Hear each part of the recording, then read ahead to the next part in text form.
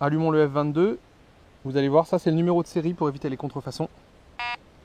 Donc il reprend les forces du F11 auquel il va rajouter quelques petits réglages très intéressants, vous allez voir.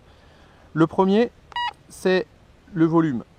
Le volume sonore du haut-parleur, vous entendez, plus on fait ça, plus c'est fort, mais seulement au-delà de 10, vous avez toujours le même volume. En fait, il faut savoir que à partir de 11, 12, 13, 14, 15, c'est le volume de la tonalité grave. Donc il y a un volume fer sur un appareil à 300 €. C'est vraiment une super fonctionnalité. Donc nous, pour ce test, vous allez voir, on va vous montrer comment ça fonctionne. On va mettre à fond pour que vous puissiez écouter, à 20. La sensibilité, c'est la puissance de l'appareil, donc sans problème. On va se mettre à 10. Le notch, bon voilà, là vous avez vu, il y a légèrement une instabilité parce qu'on approche la caméra un petit peu trop près. Donc on va baisser la sensibilité, donc on va se mettre à 8. Le notch vous permet d'enlever des catégories de métaux. Donc comme sur le F11, normalement c'est une fonctionnalité qu'on n'utilise pas trop, hein, mais vous pouvez vous dire par exemple, tiens je vais enlever le fer et puis je vais enlever le bronze, ça a peu d'intérêt, mais sachez que vous pouvez le faire. On vous indique aussi combien il reste de batterie. Le plus important, ce sont les modes sonores qui sont là, ce qu'on appelle les modes de discrimination. Le premier, c'est le mode jewelry. C'est ce qu'on va vous recommander d'utiliser quand vous allez débuter. Jewelry, vous enlevez le fer, vous voyez, le fer n'est pas mis.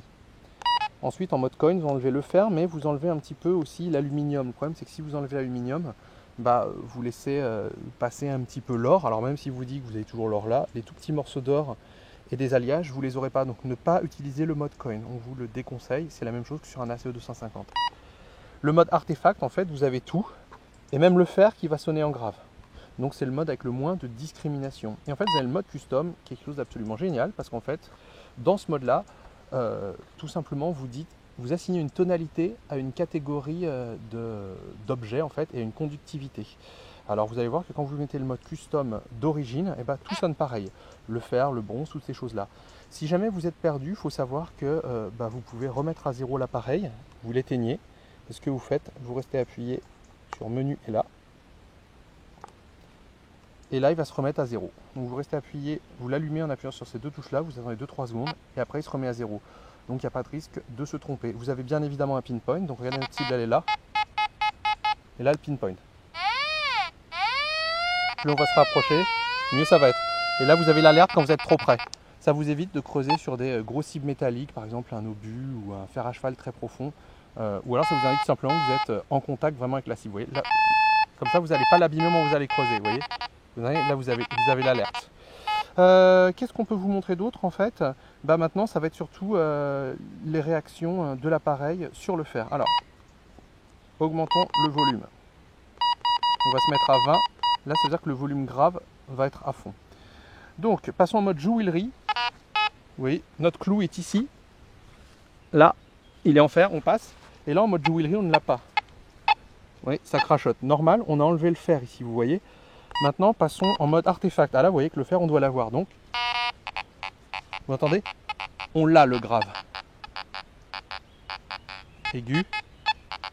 Grave. Bon.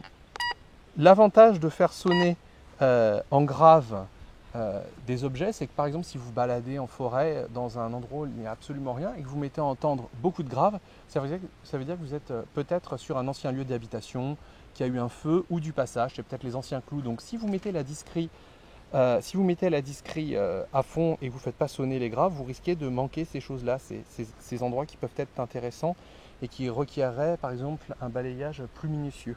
Donc là, en fait, on peut faire sonner en grave. L'avantage d'avoir un volume fer réglable, comme ici en fait, c'est que tout simplement, on peut régler le volume. Donc là, écoutez, on a notre grave, mais imaginez, on veut que ça sonne moins fort. On va baisser.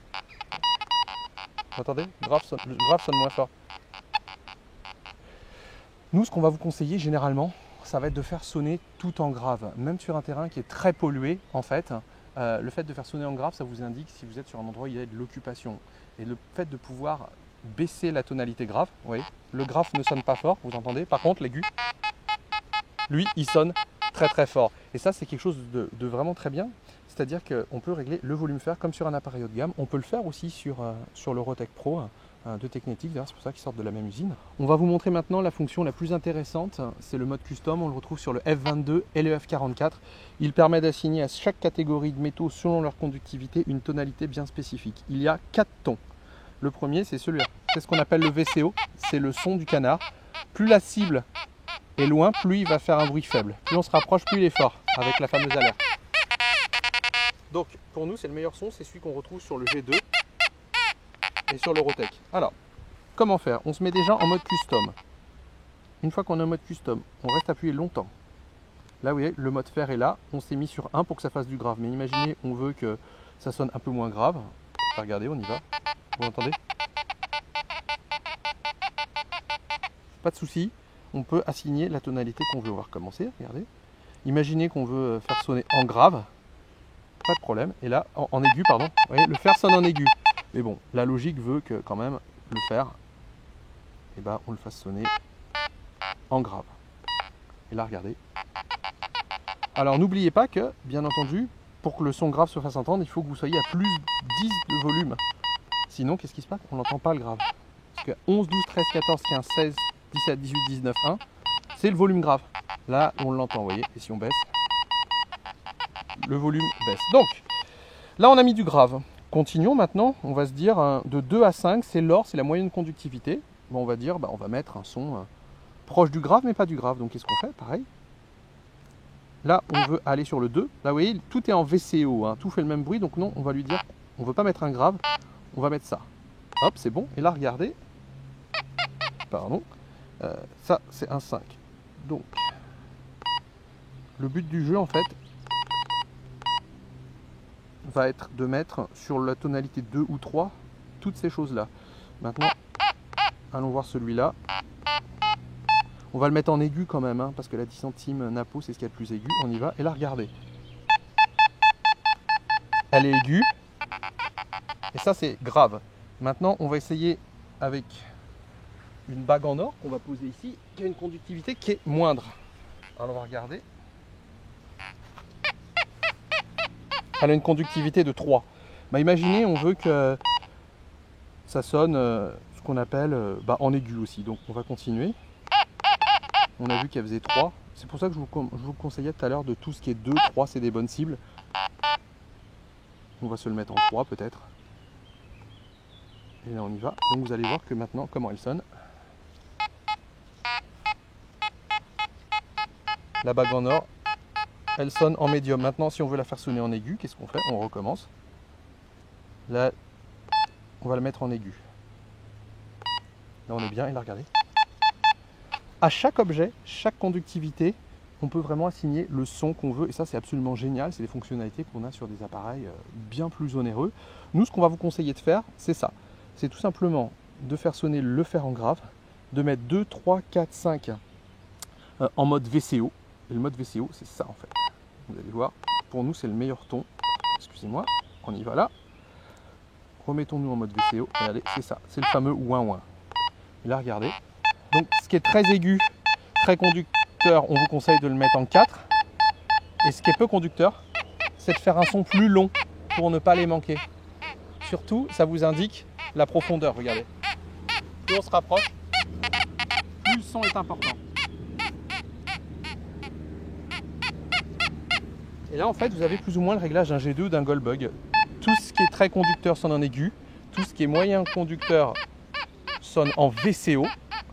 Et les ferreux sonnent en grave. Et après, si vous le souhaitez, vous avez toujours la possibilité d'enlever les ferreux et de vous mettre dans un autre mode. Voilà, ça c'est une fonction géniale et elle sera utile aux prospecteurs expérimentés.